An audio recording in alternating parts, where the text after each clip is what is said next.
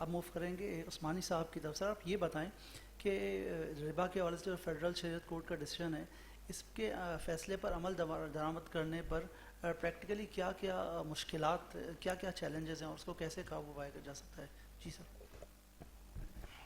بسم اللہ الرحمن الرحیم نحمد و نصلی علی رسولہ الکریم. جزاک اللہ خیر. بہت اہم اور ہاٹ ٹاپک جس کے اوپر اس وقت مختلف جو حلقے ہیں ان کے اندر گفتگو کی جا رہی ہے کہ فیڈرل شریعت کورٹ کا جو ججمنٹ ہے اس ججمنٹ کے بعد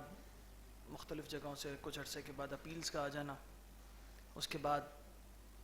ان میں سے حکومت کا اعلان کر دینا کہ سینٹرل بینک کی طرف سے اور نیشنل بینک آف پاکستان کی طرف سے اس اپیل کو واپس لے لینا. تو اس کے اوور آل یہ پکچر جا کس طرف رہی ہے؟ دیکھیں, ہمیں ٹوٹالٹی کے اندر کسی بھی سچویشن کو سمجھنے کے لیے یہ دیکھنا ہے کہ sincerity of the concern parties کیسی ہیں, جو کہ وقت ہی ثابت کرتا ہے. ابھی ہم مختلف قسم کے جو پروبیبل آپشنز ہو سکتے ہیں یا آؤٹ کمز ہو سکتے ہیں ان کے متعلق سے بات کر سکتے ہیں. کسی بھی چیز کے لیے جب آپ کو کوئی بھی کام کوئی نتیجہ اخذ کیا جائے تو یا نتیجہ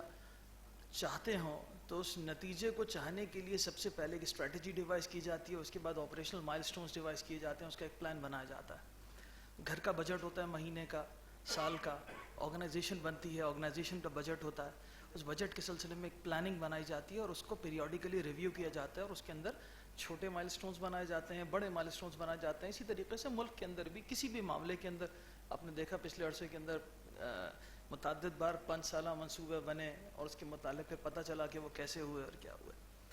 اسی طریقے سے اگر واقعی ہم نے ایز اے نیشن اپنی اکانومی کو ربا فری کرنا ہے اور شریعہ کمپلائنٹ کرنا ہے, اسلامائز کی ٹرم میں نے ڈیلیبریٹلی یوز نہیں کی کیونکہ کچھ لوگ اس سے الرجک ہیں, تو اگر ہم اپنی اکانومی کو واقعی شریعہ کمپلائنٹ اور ربا فری کرنا چاہتے ہیں تو ایسی صورتحال کے اندر سب سے پہلی چیز کیا ہے, ایون جو کام ایگزیکٹو مینجمنٹ جو کہ حکومت ہے ملک کی اکانومی چلانے کے لیے اس کو کرنا تھا, وہ کام بھی فیڈرل شریعت کورٹ نے کر دیا کہ ٹائم لائن تک بتا کے دے دی انہوں نے کہ بھائی یہ ٹائم لائن ہے کہ جس کے اندر آپ یہ کام کر لیجئے. حقیقت تو یہ تھی کہ ایک فیصلہ آتا کہ جس کے اندر یہ تھا کہ بھائی پاکستان بنا ہے,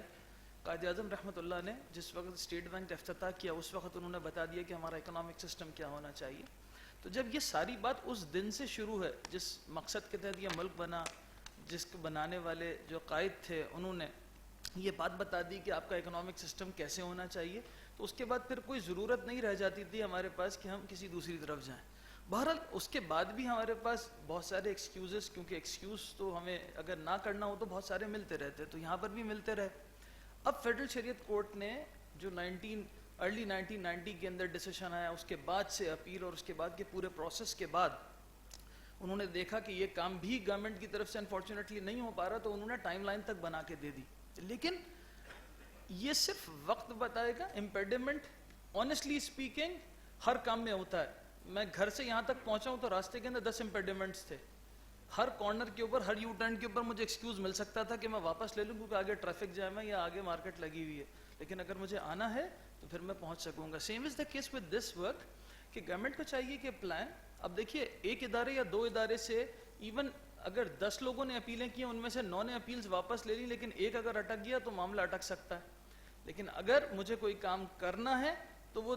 10 کی 10 اپیلیں بھی واپس ہوں گی, ایک ٹائم لائن ڈیسائیڈ ہوگی اور اس کے اوپر اسٹریٹجیکلی بہت ہی سیریسلی امپلیمنٹیشن ہوگی. مجھے امید یہ ہے, بڑی قوی امید ہے کہ الحمدللہ یہ جو گورنمنٹ نے 2 امپورٹنٹ انسٹیٹیوشنز ہیں, اسٹیٹ بینک آف پاکستان جو کہ بینکوں کو ریگولیٹ کرتا ہے, ان کو انسٹرکٹ کیا ہے, اور یقیناً اس کے اندر اسٹیٹ بینک جیسے کہ اسحاق ڈار صاحب نے اپنی بات چیت میں فرمایا تھا کہ اس کے اندر اسٹیٹ بینک کی ٹاپ مینجمنٹ کو بھی لوپ میں لیا گیا اور وہ بھی اس پہ کنونسڈ ہیں اور ایگریڈ ہیں کہ جناب ہم نے واپس لینا ہے. تو اس کا مطلب کیا ہے, اس کا مطلب یہ ہے کہ سینٹرل بینک جو کہ ریگولیٹر ہے, پوری بینکنگ انڈسٹری کو ریگولیٹ کرتا ہے, اس کے لکھت پڑھت اور ایکشن سے زیادہ آنکھوں کے اشاروں کے اوپر بہت سارے ادارے چل رہے ہوتے ہیں. تو امید انشاءاللہ یہی ہے کہ باقی ادارے جو اس طرف سوچ رہے ہیں یا کچھ عمل کر رہے ہیں وہ بھی اپیلیں واپس لے لیں گے, کیونکہ ان کو اسی ایمبٹ کے اندر کام کرنا ہے, اسی اکانومی میں کام کرنا ہے. تو بس یہ چیز واپس ہے. دوسرا امپورٹنٹ کام ان سے زیادہ کرنے کا گورنمنٹ کا ہے, جہاں پر ایک ٹائم لائن جو دیا گیا ہے فیڈرل شریعت کورٹ کی طرف سے, تو ہر کام کو, ہر سسٹم کو امپلیمنٹیشن کے لیے آپ کو ایک ٹائم لائن اور پلان دیا جاتا ہے. تو اس کے اندر جو پلان ہے نہ صرف وہ بنایا جائے, اس کو لکھا جائے, ڈاکیومنٹ کیا جائے اور اس کے اوپر پیریوڈک چیک کیا جائے. تو میرا خیال ہے وقت ہی بتا سکے گا کہ یہ امپیڈمنٹس کو, کیونکہ ہر چیز میں چیلنج تو آئیں گے, ان چیلنج کو ہم ریزالو کرنے میں کتنے سیریس ہیں. بہت بہت شکریہ عثمان صاحب.